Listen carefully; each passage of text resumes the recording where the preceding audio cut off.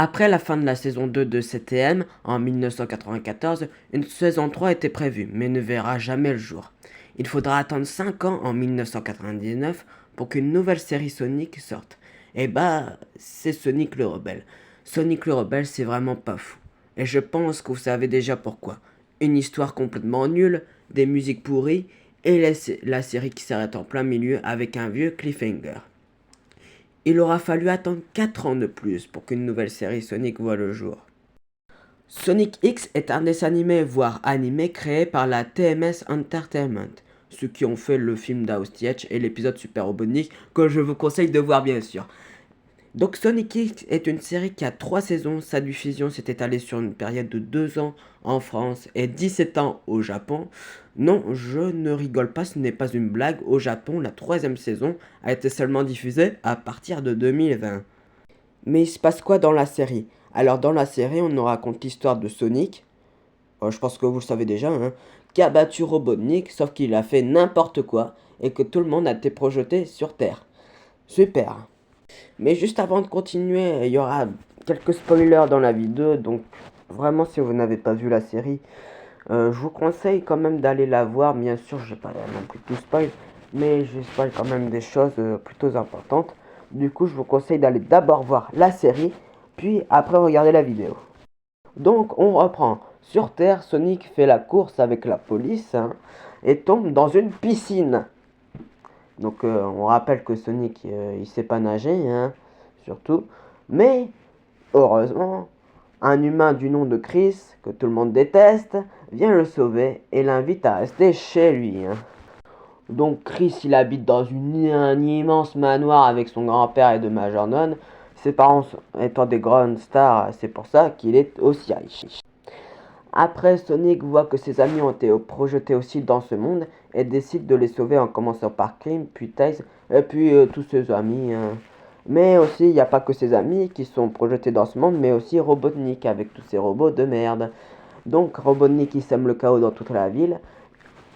Et Sonic, bien sûr, il arrête avec ses amis et tout ça. Donc super, tout le monde est heureux. Mais le plus grand problème, c'est qu'ils doivent quand même rentrer dans son monde parce que rester sur Terre avec des humains qui te regardent bizarrement à 24, c'est un peu bizarre. Donc, pour qu'ils reviennent dans leur monde, ils doivent récupérer les émeraudes du chaos. Sauf que je vais vous dire un petit spoil là. À la fin de la saison 1, donc quand ils ont retrouvé tous les émeraudes du chaos, il y a Robotnik qui les vole parce que c'est un véritable evil genius. Et puis, du coup, Sonic les utilise pour battre Robotnik. Du coup, il devient Super Sonic. Du coup, il défonce la gueule à Robotnik. Donc, Robotnik, voilà, il crie même pas à ce moment-là. C'est un peu impressionnant de sa part. Mais du coup, à la fin, bah, les émeraudes du chaos, comment dire, elles sont un peu éparpillées dans toute la planète. Donc, après le final de la saison 1, il y a eu la saison 2.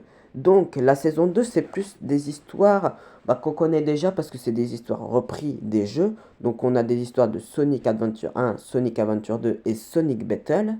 Et donc, on commence avec Sonic Adventure 1. Donc, il y a Chaos. Du coup, Sonic il défonce la gueule à Chaos. Puis après, on passe à Sonic Adventure 2. Donc là, il y a Shadow qui vont dans l'arc pour faire n'importe quoi. Puis après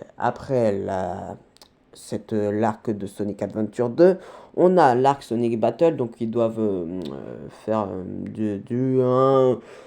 je sais pas, un tournoi de combat pour avoir une Chaos voilà, Emerald, mais ils ont vraiment fait des choses pour au meilleur pour mettre ces arcs dans la série, mais on va pas trop s'intéresser sur eux parce que tout le monde connaît les histoires si vous avez déjà joué au jeu. On va plutôt s'intéresser à la fin de la saison 2. Alors à la fin de la saison 2, on apprend que le monde de Sonic fait n'importe quoi et va s'arrêter et va arrêter le temps dans la Terre, en fait dans l'univers où il y a la Terre, tout ça. Donc, pour régler le problème, il faut que Sonic et tout le centre du monde y retournent dans leur monde. Sauf que le problème, c'est que s'ils retournent dans leur monde, ils verront plus les personnes sur Terre.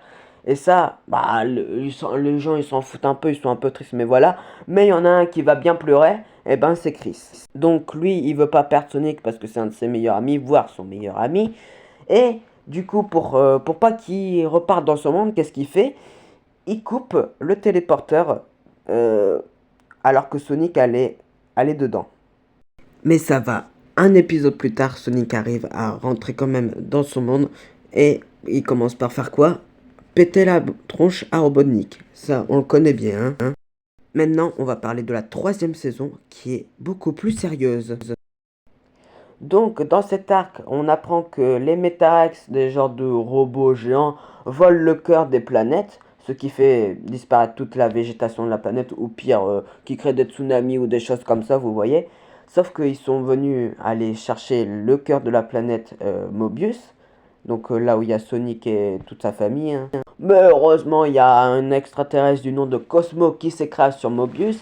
Tails, ils s'entendent très bien, du coup ils deviennent meilleurs amis. Et pour décider d'arrêter les Metarex, ils vont dans l'espace. Sauf que j'ai oublié de dire un truc. Avant qu'ils aillent dans l'espace, il y a qui vient dans leur planète? Parce que Chris, lui qui voulait revoir Sonic pour le faire chier, il décide de créer un portail pour revenir dans son monde. Non mais vraiment, il veut pas le lâcher, hein. Donc après, ils font des retrouvailles, tout ça. Chris y rajeunit parce que le temps, voilà. Donc après, ils partent dans l'espace pour essayer d'arrêter les Metarex. Sauf que je ne vais pas vous dire plus sur ça parce que c'est vraiment un très bon arc et je vous conseille de quand même le regarder sans trop vous spoiler.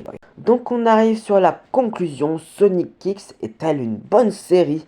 Eh bien, moi, pour mon avis, je vous dirais que oui, car ça reprend bien l'univers des jeux, avec aussi les personnages, et c'est assez drôle, mais aussi parfois triste, parce que, je vais vous le dire, à certains moments, j'ai pleuré, voilà, voilà. Mais je peux noter quand même quelques défauts. Exemple, le personnage de Chris qui est insupportable, et que tout le monde déteste, et des dialogues un peu bizarres comme si les doubleurs ne savaient pas forcément leur texte. Mais sinon, je vous conseille de quand même regarder la série parce que c'est vraiment pas mal. Mais il faut quand même avoir un peu de courage parce que ça fait quand même 78 épisodes. Mais si vous avez regardé les 65 épisodes d'Aostiach, je pense quand même que ça peut aller. Donc voilà, c'est la fin de cette vidéo, j'espère qu'elle vous aura plu. N'oubliez pas de vous abonner, de mettre un pouce bleu si elle vous a plu, hein. Et surtout pour ne rater aucune de mes nouvelles vidéos, il faut bien sûr activer la cloche. Je vous souhaite des bonnes fêtes de fin d'année. Allez, à plus tard.